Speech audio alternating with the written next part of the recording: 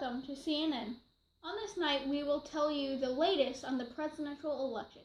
But first, let's reflect on an old event that happened to a still present issue. No one could have predicted this outbreak. The people of Watts have been mistreated for years. They have inadequate schools, high unemployment, terrible housing, and problems with health care. They also deal with a deep-rooted problem: distrust. Many African American citizens do not portray the police the same way as the rest of the population. When they think of the police, they think of the people who chased their parents from the South and wrongly persecuted them. Police officers not only physically abuse the people of Watts, they also mentally abuse them. Due to the past, they tend to have a weakly structured family. For instance, 1/4 of the families are headed by women. Many of them were high school dropouts or they did not further their education. Many of these things angered the population of Watts and built it up to a point of snapping. On August 11, 1965, an incident occurred that finally broke the camel's back. Marquette Fry, an African-American motorist, and his brother Ronald were pulled over by Lee W. Minkus, a white patrolman who accused them of driving under the influence. Marquette Fry was right by his home, so close that his brother could run to get his mother and a thought-to-be pregnant lady. A large crowd gathered to watch, so backup was called from the Los Angeles Police Department. Marquette Fry fired up the crowd by resisting the arrest, so an LAPD officer drew his weapon in fear of a riot. Mrs. Fry spotted the gun and jumped on the officer's back. It ended with all 3 of the Frys being arrested, and it began the Watts riots. After the arrest of the Frys, all chaos broke loose. Anger and rumors spread through the neighborhood.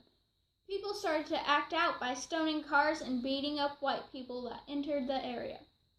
To protect themselves, white people bought guns. Although Los Angeles County Human Relations Commission called a neighborhood meeting, it failed to relieve the tensions because H. Brookings did not fully understand the problems of the people, and he could not calm them down.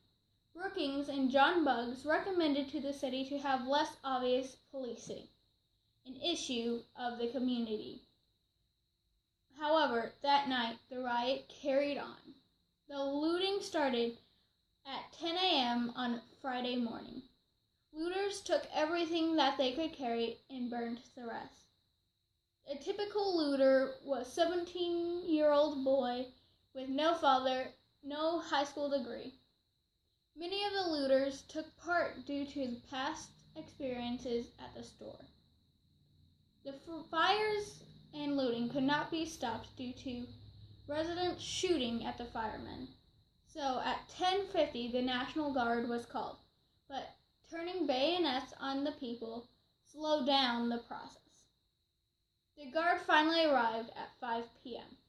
On Saturday night, a curfew was set up and a force of 14,000 troops were set to patrol the area. Martin Luther King Jr. left Puerto Rico early, but his arrival was late. The curfew was already uplifted, and the riot was almost over. However, police stormed a Nation of Islam mosque the next night, firing hundreds of rounds of ammunition into the building, wounding 19 men. This fueled the anger even more. King took the rioters' side by blaming the environment of Watts. He said the economic deprivation, social isolation, inadequate housing, and general despair of thousands of Negroes teeming the northern and western ghettos are ready seeds which give birth to tragic expressions of violence. King offered to be the mediator of the people and the government. and also set out to help the damaged relationship between the white people and African Americans. As the riots came to an end, it left behind $40 million worth of damage and left 34 dead, 1,032 injured, and nearly 4,000 arrested. It was one of the worst riots in 20 years. Most warned that if things did not change, then more riots would break out. Who would have guessed? Rebellions such as Detroit and Newark occurred after Watts.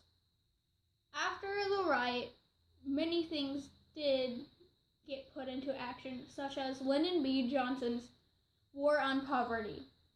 It addressed unemployment, education, healthcare, and housing. However, the money was absorbed by the Vietnam War. Today, Watts' population is now mostly Latino. However, the issues that were fought over still exist. Most of the businesses that were affected during Watts' riots never returned. Watts got a grocery store and a medical center, though. But still, schools are bad and unemployment is high.